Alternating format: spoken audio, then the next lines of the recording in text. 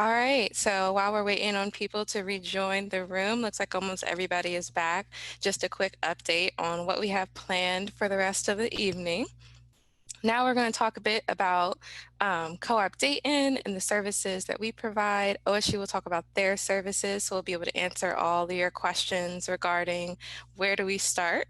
And then we'll have some time at the end for Q&A. So let's get started.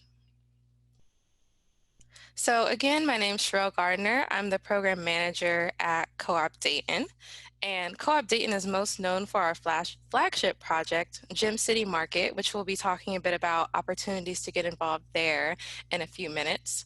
But we were established in 2015, really with the focus of creating Gem City Market.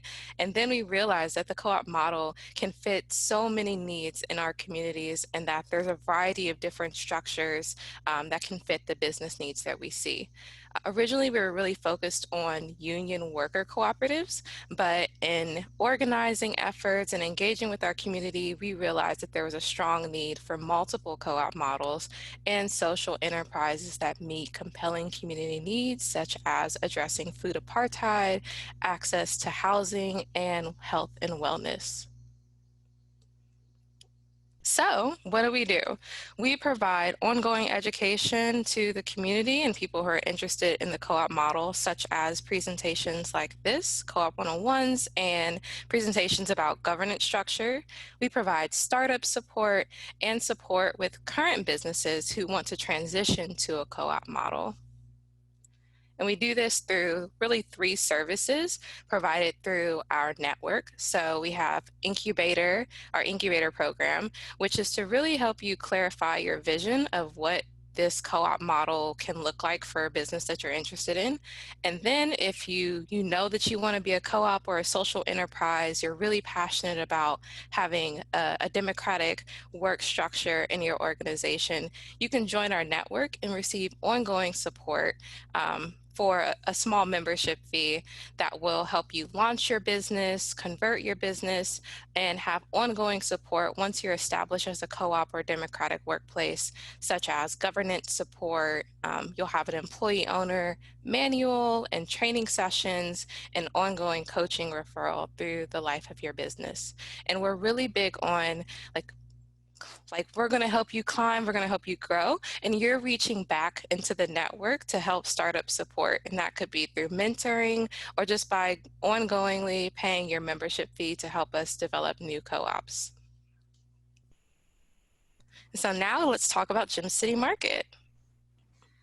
Hi, I'm Rachel DB again, and I have 2 main roles with Gem City Market, which is a startup grocery cooperative here in Dayton, Ohio. I am the membership committee co-chair, so I do a lot of technical things with our database and surveys and keeping track of vendors that have emailed us saying they're interested in selling at the market. And I'm also the interim marketing coordinator, which involves email newsletters and, again, keeping track of people that have contacted us, such as vendor interest. We're really getting heavy into organizing our local procurement plan because local is important to Gem City Market, and it's not. I was talking to our project manager recently with Cherrelle, and she was reminding us that a commitment to local is smart business. So for Gem City Market, it's not that we're doing local vendors a favor by giving you access to the market. It's important and smart for us to be investing into our local economy, in part, in part because of supply distribution chains. Shortening the distribution chain will make us more resilient. And Gem City Market has a couple of goals. So far, our opening date is for early 2021. The construction is happening. There are walls, there's roof in some areas. Winston said there's a lot of scissor lifts right now, meaning doing a lot of overhead work. But some of our goals with the market are to have 15% of our store sales from local vendors. And we did some quick back of the napkin math with Winston, which according to that, no full quotes here, back of the napkin, but that's about $6,000 a week in purchasing, which is about, I really should have checked her math before I started saying this, $300,000 of purchasing in the first year from local vendors. So that's part of the commitment that Gem City Market is wanting to invest into our local growers. And we're developing 3 levels of local. So Ohio is kind of our biggest umbrella that we're going with. And then we have the Miami Valley region. And then because of where we're located and the community that we are, West Dayton is another specific call out that we're going to have special tags in the store that products that are made in West Dayton will get special attention, and all that goes towards that goal of 15% of store sales. And we have a vendor interest form for any local Dayton growers and farmers. Cherrelle's going to the website right now. It's gemcitymarket.com /vendor-interest, and I'm sure we'll have a link in the follow-up emails. There are a few required fields, but wanted to make it easy to get that initial interaction, to get connected. And we are asking that, generally speaking, vendors should have the following available: their contact information, product ingredients, shelf life for finished goods, cost. We prefer if it already has a barcode, but we're willing to work with people. So for people who are farming or considering a farming cooperative, that's also an attractive thing to us, because a cooperative of farmers are able to provide a larger variety within one order, which means it's easier for us to do business than with smaller individual farmers. Thanks. And I'll just add, there's an additional goal of Gem City Market of specifically targeting vendors who identify as Black, Indigenous, or people of color, especially because Gem City Market is one of our projects that's located in a predominantly African-American neighborhood. And one thing you'll see with Co-op Dayton in general is that we're really invested in developing cooperatives and democratic workplaces that are owned and led by people of color and women of color. And you can see that through the teams that we've incubated over the last year. Oop, wrong.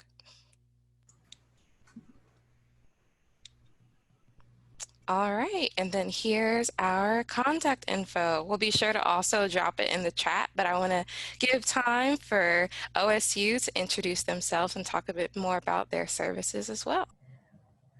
Okay, at the Center for Cooperatives, we are part of the Ohio State University College of Food, Agricultural, and Environmental Sciences, and we have kind of a 3-pronged approach. We work with developing cooperatives, we work with existing cooperatives, we work with teaching and education. So there is an undergraduate course about agricultural cooperatives at Ohio State University that some of us are involved with, assisting that instructor with that course. But then also education falls under the realm of things like we're doing this evening. So we work with general groups like this, but then also we'll work with specific groups that maybe are wanting to form, they're a steering committee that wants to form a cooperative.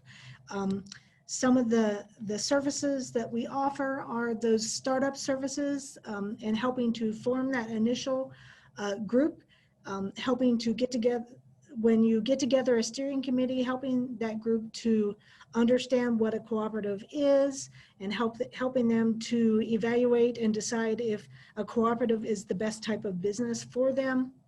We help them with the business planning. We help them with identifying specialty service providers that they may need, whether that be an attorney or an accountant who is familiar with cooperative business. We can direct them toward banks or lenders that can assist them with their cooperative business. And then we just help guide them through those formation steps of forming that cooperative and getting it running, and then provide technical assistance to that board or to those co-op leaders, you know, as they're in those early emerging stages for that cooperative. For co-ops who are already in existence, we do mostly education types of activities, but also things like helping them to identify interns or doing training of interns or new employees about the cooperative business model. Those are some of the things that we do in that realm.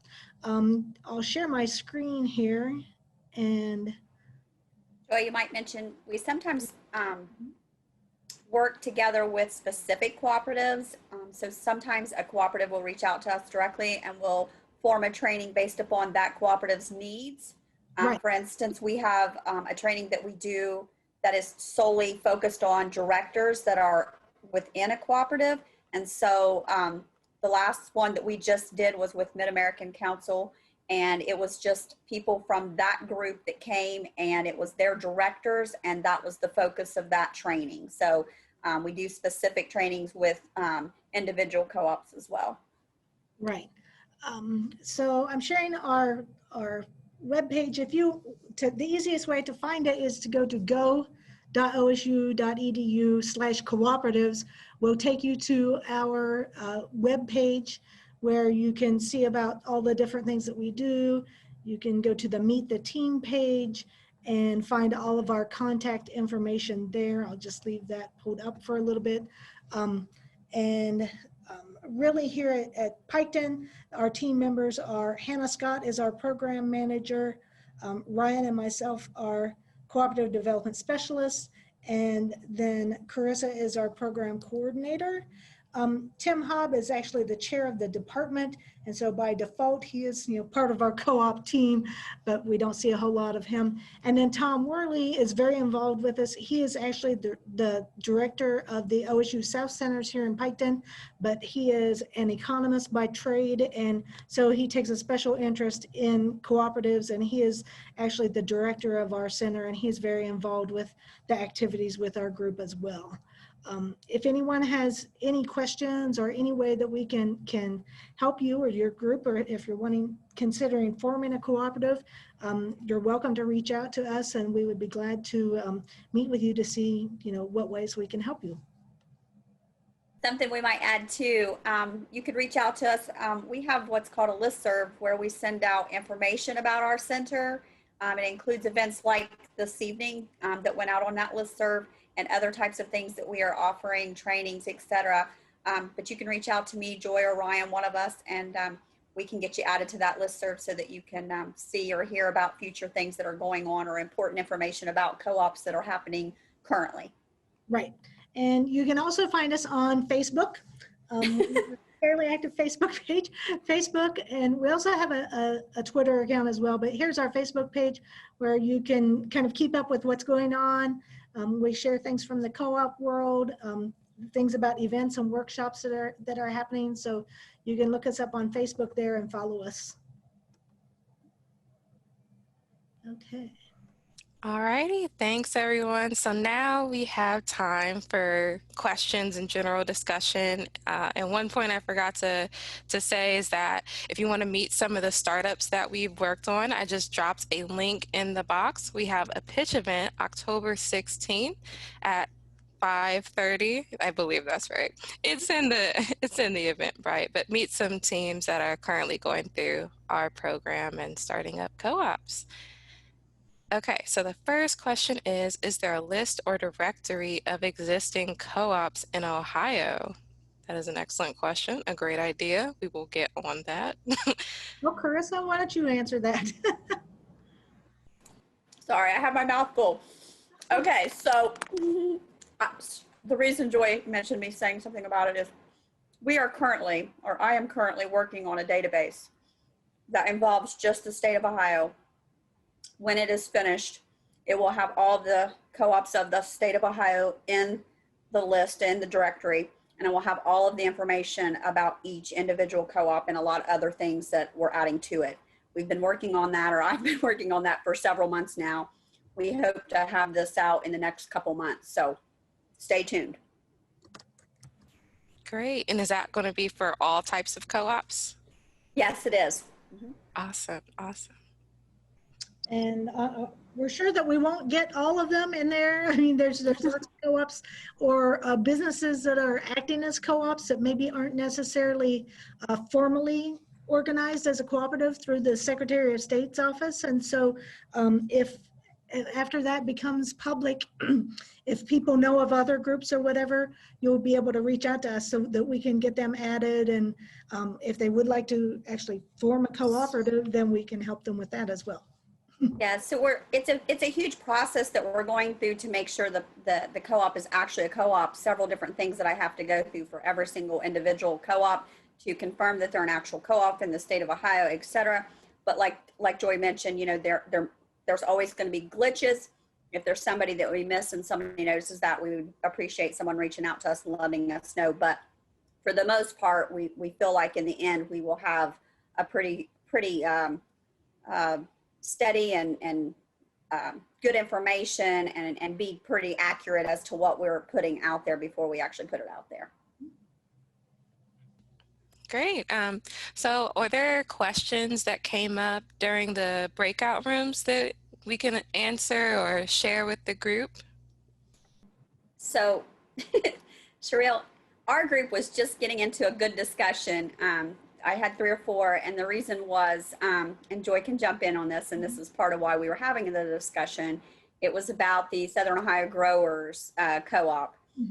Joy probably hasn't maybe mentioned this to the entire group, but I mentioned it to mine. Joy is part of that co-op and helped form that co-op along with a horticulture specialist that works at OSU South Centers. And some of the people in our group was pretty intrigued by it. So I don't know if Joy just wants to briefly say anything about it, but it was a kind of an interesting, we just started to discuss it and it was pretty interesting, and then we kind of got interrupted because we ran out of time.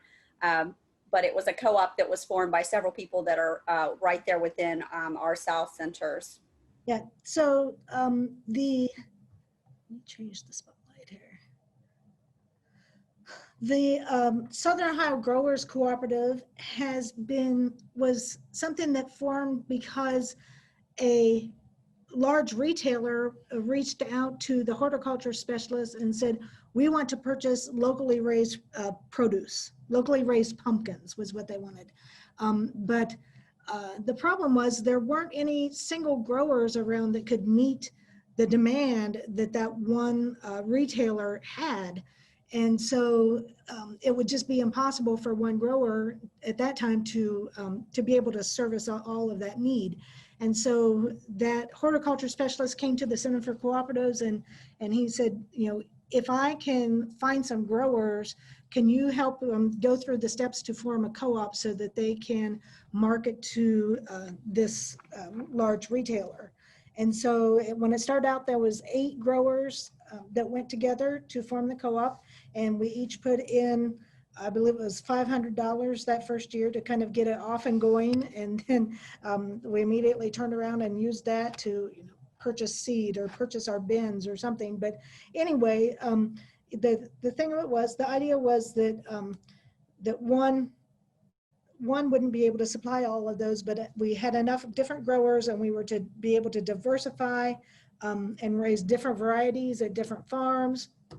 And actually we had the same variety at least 2 different farms, so that way if for some reason there was a crop failure or a hailstorm or something that happened at one of the farms, that the other farm then would be able to still provide the pumpkins that were necessary for that. We had a growers agreement where the growers each had to agree that they would market, I believe it was like at least 75% of our crop through the Center for Cooperatives, through the marketing cooperative, through the Southern Ohio Growers Cooperative, and then they could market their other pumpkins that they were raising. They could market through their other sources if they wanted, but they needed to market at least 75% through the co-op. So that allowed, you know, there was a couple of our producers that actually had their own farm stand where they had been selling pumpkins and things before, so they wanted to continue to be able to do that. So that that marketing agreement allowed for us to do that. But one thing is, though, let's say someone else came to me and said, you know, we would like to buy a semi-load of pumpkins, and we're willing to give you this price for them. Well, maybe it's a better price than what I'm getting from the co-op. But the thing of it is, when you're a member of the co-op, you have to think of we and not necessarily I. And so instead of us just selling those pumpkins to them on the side and then, you know, fibbing to the co-op and saying that we really didn't have the pumpkins or something, what a good co-op member does is then you just take that business through the cooperative, and then that way everyone benefits, but you as the person, you know, if you're the one who's supplying the bulk of that order, then you're going to get the benefits from that anyway. So in addition to that one retailer, then we also added another another business, which is a pretty large groceries chain in the Columbus area. They actually have a distribution center up in northeastern Ohio, clear up at Cleveland, but it just wasn't going to be feasible to truck the pumpkins clear from down here, you know, along the Ohio River clear to Cleveland. So we did work out so that we could market pumpkins to some of those stores right around the outer belt of Columbus. So we had to make deliveries specific to those 3 or 4 different stores. But with that, probably one of the biggest challenges for that co-op, though, is they're still working on getting up to the size where they can afford to hire someone to do the marketing for them. Right now, the person who is the treasurer of the group also kind of by default serves as the marketing coordinator. They're the ones that are working with the buyers from these retailers to get the contracts and organizing, you know, who is delivering the pumpkins to these to the businesses. The other challenge that they have is we don't have a facility, and so that marketing coordinator is trying to make it so that, like, for example, they could call our farm and say, okay, we need 8 bins, which is how many we can fit on a trailer load, delivered on such and such day at such and such time, rather than having like a couple of bins from one farm and a couple of bins from another. It's nice when you can send a whole truckload, because we don't have any place to aggregate them. And the first year when we do have to aggregate, it's kind of funny, we meet at our rendezvous point is actually a cemetery lot there's plenty of room to get the trucks in and turn around, and it's right next door to one of the farms. But where they are at their farm in their barnyard, there really isn't room to get the trucks and the trailers in that we need to do to be able to move those bins around. So you do what you have to do, but hopefully someday we'll be able to afford to either rent or build our own facilities so we can warehouse and handle the pumpkins. Awesome. That is a great example, and it connects to what Rachel had mentioned before. If you're a small farmer and you want to sell at a grocery store, joining a co-op is a great tool. Is there a way they can contact that co-op if there's any farms who are interested in joining? You know, I don't know if they have a Facebook. I know they do not have a up and running web page, but if you're interested in that, you can just contact me and I can put you in touch with our secretary treasurer who takes care of membership. I'm not sure if they're, you know, still looking for members this year, and they could be, you know, especially if they have a time where they can't get a contract filled, they can do what they call non-member business, where they actually buy pumpkins from a non-member and then turn around and market them for them, and then that person then receives the money from that. But they're marketed through our contract that we have with the business. But then that could open up an opportunity for someone else to join the co-op then, you know, next year or later. Great, great. Okay, so we have a few minutes left of our time together, a few housekeeping things, and then we'll open it up to final thoughts. We are going to send more information via email, so whatever email you registered for, that's how you'll receive information. And we'll also have a community notes doc of all the ideas and questions that were shared today. And that's a living document, so feel free to keep adding to it even past this conversation. There's also a section where you can add your contact information. So if you're on this call and want to connect with other people, be sure to use that doc so that we can keep connecting. So Everyone has the ability to take yourself off mute now. So if you have questions or thoughts or comments, feel free to unmute yourself or pop them in the chat and we'll just continue as so. Hi, how are you tonight? I'm Jan. I'm from Cincinnati, Ohio, and I provide holistic health services. And I think it's really important to connect with farmers, and that food's an integral part of that.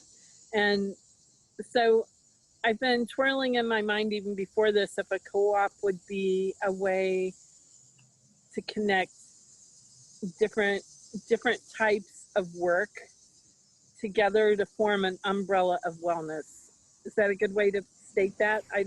Does that make sense? Because I'm rehabbing a 52 groom and step van, and my idea is to take that to more into nature and to get people away from their homes and to get people away from a block building and make that step even closer to where the food comes from, and even next to woods or whatever. So it's besides it just being an integral part of like the food connection, to become a part, to join a cooperative that even widens that outreach more. Absolutely, that makes perfect sense. And so first, since you're in Cincinnati, I'm going to plug our sister organization, Co-op Cincy, as your local co-op developer, but you're always welcome to reach out to us. And also what you're describing sounds like a shared service co-op, which is the structure that we're beginning to explore, where you find a collective of people who have a common need. They might not be the same business type, but have something in common where they can share services like space or bookkeeping or purchasing. It's really that umbrella structure that you're discussing. And so that's something that I would definitely look into, and finding people. The trick is finding people with enough in common with the business that you're talking about that you have a service that you all need, and services that you can grow into together. But Co-op Cincy, and I'm going to try to find their information and drop it in the chat box for you. Someone asked, can you discuss the benefits related to business and health insurance? So I'm wondering, I'm going to attempt to ask that question, but if you could just expand on that or take yourself off mute and let me know if I'm wrong. But I know specifically for worker co-ops, there is the ability to bring multiple companies together and have shared health insurance. You can actually look into the U.S. Federation of Worker Co-ops, and they've started with dental and vision, and I believe have expanded to life insurance this year and are exploring options for medical insurance in the future. In certain states, there are models for shared service co-ops to have shared health insurance. Like I know Vermont is one that allows that. Can you type that? Not sure I follow. But yeah, so the benefits are that you can that just be in the notes that you send out? Yes. Yes, so that's kind of what I was asking, but I was also thinking about like liability insurance, like our pumpkin example. Does it reduce the need for farms to have like a bigger umbrella liability because the co-op has some of that responsibility? In the case of the pumpkin growers co-op, all of the growers continue to have their own liability policies for their farms. And then the co-op itself, then they have liability for things like the transportation or those kind of issues that there might be. I mean, these aren't being consumed. They're not a food product, so it's a little bit different than you know, something that were a food product. Cherrelle, one of the first health insurance co-ops that I was aware of in the country was set up in Cleveland. It was about 30 years ago. It was an organization called COSE, C-O-S-E. and it was run through the Chamber of Commerce, and it was all the small businesses. And apparently they were successful for at least 10 years. I don't know if they continued beyond that. Good to know. You said COSE or C? COSE. It's all capital letters. It's an acronym. I can't remember what it is, and I'm pretty sure it was out of Cleveland. Cool, great. I'll look that up and be sure to add it to the resource list. All right, folks, so we are at time. Like I said, everything will be shared with you today, and let's continue the conversation. Thanks for joining us, and feel free to reach out to any of us if you have additional questions.